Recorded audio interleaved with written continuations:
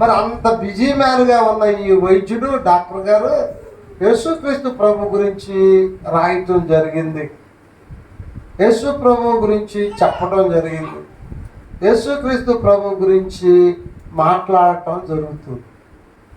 ఈనాటి కాలంలో చిన్న జాబ్ చేస్తున్నా, చిన్న వ్యాపారం చేస్తున్నా, లేకపోతే చిన్న పనికి వెళ్తున్నా, ఆదివారం మరి ఏంటంటే వారం రోజుల పాటు పని చేశాను, ఆదివారం కదా సెలవు తీసుకున్నా అందుకే రాలేకపోతున్నాండి అని చెప్పేవాడు లేకపోలేదు. కానీ ఇంత డాక్టర్ అయ్యింది ఏమాత్రము కూడా మరి గర్వించకుండా దేవుని గురించి రాసిన సంగతులు మనం తెలుసుకొని చదువుతున్నాం. ఈ లూకా సువార్తలో 17వ అధ్యాయంలో 31వ వచనంలో రాయబడిన మాట ఏంటంటే, మిద్దె మీద ఉండువాడు ఏం చేయాలట? ఆ దినమున మిద్దె మీద ఉండువాడు ఎంట నుండు తన సామగ్రిని తీసుకొని పోవుటకు దిగకూడదు. పొలంలో ఉండేవాడట తిరిగి రాకూడదు అని ఉంది దేవుని యొక్క వాక్యంలో మనం చూస్తూ ఉన్నప్పుడు. పొలంలో ఉన్నవాడు కూడా తిరిగి రాకూడదు. పొలము మిద్దె రెండు మాటలు కనపడతాం. మిద్దెను ఇప్పుడు డాబాలు అంటున్నారు, రెండో స్టేరు ఫస్ట్ స్టేరు కడుతుంటారు కదా, ఇంటి మీద ఇల్లు. పూర్వకాలంలో ఇంటి మీద ఇల్లు ఉండేదాన్ని మిద్దె అనేవాడు, ఇంటి మీద ఇల్లు ఉండేది. ఇప్పుడైతే స్టేర్స్ అంటున్నారు. ఒకటో పర్సన్ రెండో పర్సన్ టైపులో ఒకటో స్టేరు రెండో స్టేరు మూడో స్టేరు 4 స్టేర్లు, 4 అంతస్తులు బిల్డింగు, 2 అంతస్తులు 3 అంతస్తులు అంతస్తులు అంటున్నారు ఇప్పుడు. అయితే దేవుని పిల్లారా, దేవుని యొక్క వాక్యంలో ఉన్న సంగతి ఏంటంటే మిద్దె అని రాయబడి ఉంది. అంటే ఇంటి మీద ఇంటి పైన ఉన్నది, అంటే ఎత్తులో ఉండేది అనమాట. మిద్దె అంటే బాగా ఎత్తులో ఉందన్నమాట. తర్వాత ఇంకొకటి పొలము అనే మాట మనకు కనబడుతుంది. పొలం అంటే పంట పండే చేను, మనకు ఆహారం పెట్టేది అనమాట పొలం అంటే.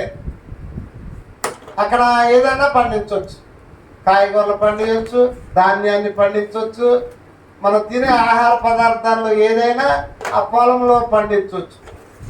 పొలంలో ఉన్నవాడు దేవుని యొక్క వాక్యంలో చూసినట్టయితే తిరిగి రాకూడదు. మరి తిరిగి రాకూడదు, మరి పొలంలో పోయినాడు ఇంటికి రావాలి కదా. పొలంలో పోయినాడు ఇక రాత్రిపూట కూడా పొలంలో ఏ పని ఏముండదు రాత్రిపూట చేయడానికి. పగలంతా చేసిన ఆయనకి రాత్రిపూట ఇంటికి వచ్చి కొంచెం స్నానం చేసి ఆహారం తీసుకొని రెస్ట్ తీసుకోవాలిగా. మరి పొలంలోకి వెళ్ళిన ఆయన్ని ఇంటికి తిరిగి రాకూడదని మిద్దె మీద ఎక్కువ పోతా, మిద్దె మీద ఉన్న ఆయన కింద దిగి రాకుండా ఎట్లుంటాడు? ఏ అవసరం ఉన్నా కింద దిగి రావాలిగా. కాబట్టి దేవుని పిల్లారా, ఈ ఆలోచన మనకు వస్తుంది. అయితే దేవుని యొక్క వాక్యంలో ఉన్న సత్యం ఏంటంటే, ఆత్మీయ అర్థం ఏంటంటే, మిద్దె అంటే ఎత్తైన ప్రదేశము, పొలం అంటే దేవుని సన్నిధి. హల్లెలూయా, దేవునికి స్తోత్రం.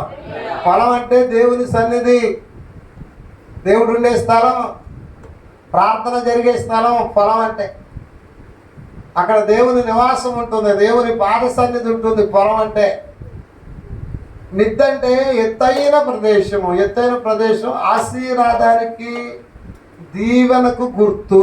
హల్లెలూయా, ఆశీర్వాదం దీవెనలో ఉన్నవాళ్ళు, రక్షణ పొంది మారు మనసు పొంది బాప్తిసం తీసుకున్న దేవుని పిల్లలందరూ కూడా ఆశీర్వాదంలో ఉన్నవాళ్ళు, ఎత్తైన ప్రదేశంలో ఉన్నవాళ్ళు, దీవెనలో ఉన్నవాళ్ళు, గొప్ప స్థానంలో దేవుడు వాళ్ళని పెట్టాడు. మన అందరం రక్షణ మారు మనసు పొందిన వాళ్ళు, మనం అందరం మిద్దె మీద ఉన్నవాళ్ళమే. అలాగనే మన అందరం రక్షణ మారు మనసు పొంది ప్రభువులో చేతులు వేస్తున్న మన అందరం దేవుని పొలమైన దేవుని సన్నిధిలో ఉన్నవారమే. అయితే మన అందరికీ ఒక షరతు దేవుడు చెప్తూ ఉన్నాడు. అదేంటంటే కిందకు దిగి రాకూడదు, పొలంలో ఉన్నవాడు తిరిగి వెళ్ళకూడదు. పొలంలో ఉన్నవాడు తిరిగి వెళ్ళకూడదు. ఎక్కడికి? లోకంలోకి వెళ్ళకూడదు. హల్లెలూయా, లోకంలోకి వెళ్ళకూడదు. దేవుని సన్నిధిలో మళ్ళీ లోకంలో వెళ్ళకూడదు.